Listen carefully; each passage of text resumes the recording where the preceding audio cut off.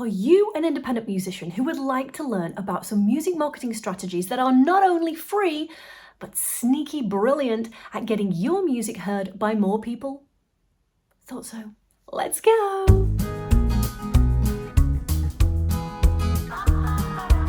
Welcome back to my channel, and if you are new here, my name is Lynz Crichton from musicmarketingmethod.com, and I am a proudly independent full-time musician, songwriter, producer, and now coach for other independent musicians, and I love helping independent musicians with these no fluff, no filler how-to videos on how to move your music career forward. So if you're enjoying this video, please feel free to smash that subscribe button and click the bell to be notified when I post new how-to videos. So let's crack into the first sneaky music marketing strategy, and that is market research. What are the needs out there in the market right now for the type of music that you make? Focusing on the market rather than just on your passion is a surefire way to actually making a bigger impact with your music. So whatever genre it is of music that you make right now, look out into the market and think, who is using this type of music? Is it YouTubers? Is it TV? Is it ads? Is it brands? Is it dance troupes? Like, who is using your type of music, and how can you serve those people? How can you make yourself useful to those people? How can you initiate a conversation with those people so that they may, down the line, use some of your music, thereby getting your music further out to a bigger audience? There are so many ways that you can make a full-time living with your music, and you don't even need an audience. So you could be writing custom songs for clients. You could be using your skills in your home recording studio to be a mix engineer for new musicians starting out. You could lend your vocals to a new recording project, and you can get paid for all of these things in the process. There are so many ways that you can monetize your music and your music skills and network in the process with decision makers. You just have to do some market research first. Look for the opportunity or create the opportunity for yourself. Another way of thinking about opportunity and the needs of the market is a personal story from me.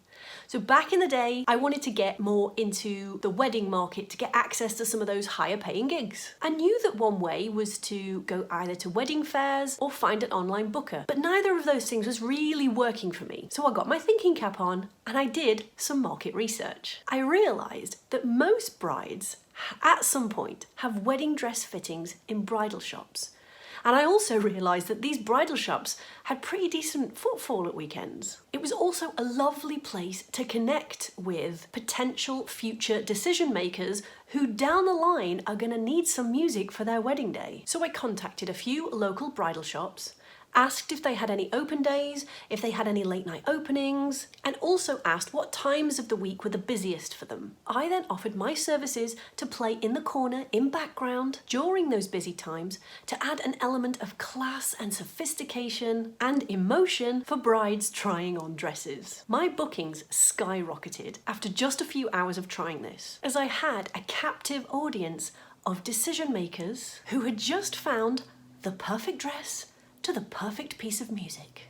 Now, I get it. Not everybody plays music, there's going to be a perfect fit for weddings, and not everybody wants to play weddings, but you get the idea. You can tap into the needs of any market with your music to find or create opportunity if you want to. This now brings me on to the second sneaky music marketing strategy, which is to think as a problem solver and have a scientist mindset whilst growing your music business. In any normal business, your ideal customer has a problem, and you as a service provider has a solution to that problem, and you can help bridge that gap and get business that way. However, often in music it doesn't work that way, because music is far more linked to emotions. So if we approach this issue as a problem solver, what can we do about this? Well, whenever we try and communicate about our music, we have to make sure that we do communicate about our music as an emotional response. We need to talk about our music in a way that evokes an emotional response. So we need to talk about the behind the scenes of the song.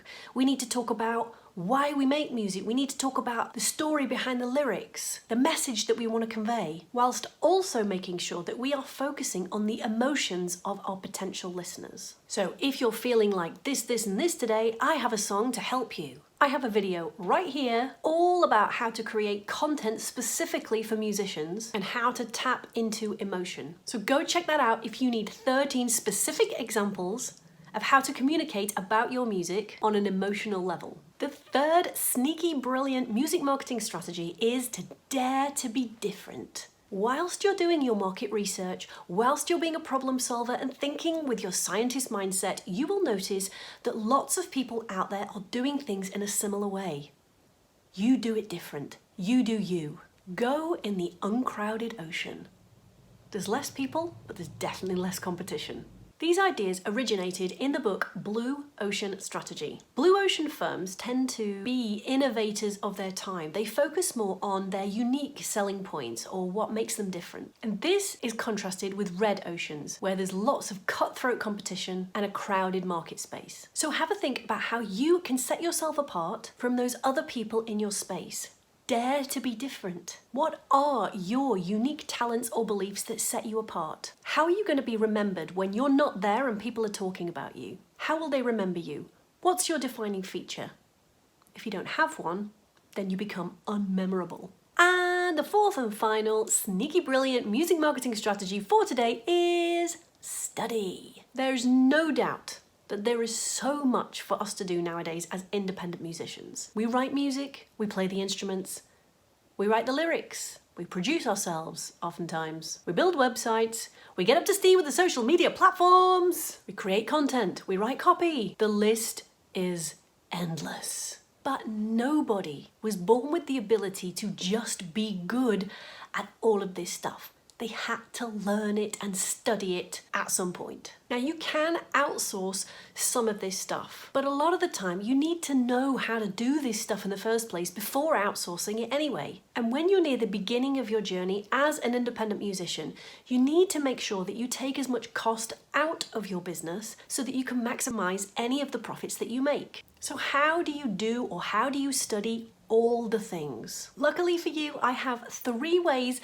that you can start to study the music marketing and music business side of things. First up, you can join my Music Marketing Method community to keep up to date with all the free content that I make for independent musicians to move forward with their music career. You can grab your free but awesome guides and learn how to start growing your online audience within 24 hours. And you can also find more information on my online program, the Music Marketing Method, at musicmarketingmethod.com, and you can find a link to all of that stuff in the description below. But if you have enjoyed this video and it's given you some food for thought, give this video a like, share it with your other musician friends, and drop me a comment below and let me know what your biggest light bulb moment was. I would love to know.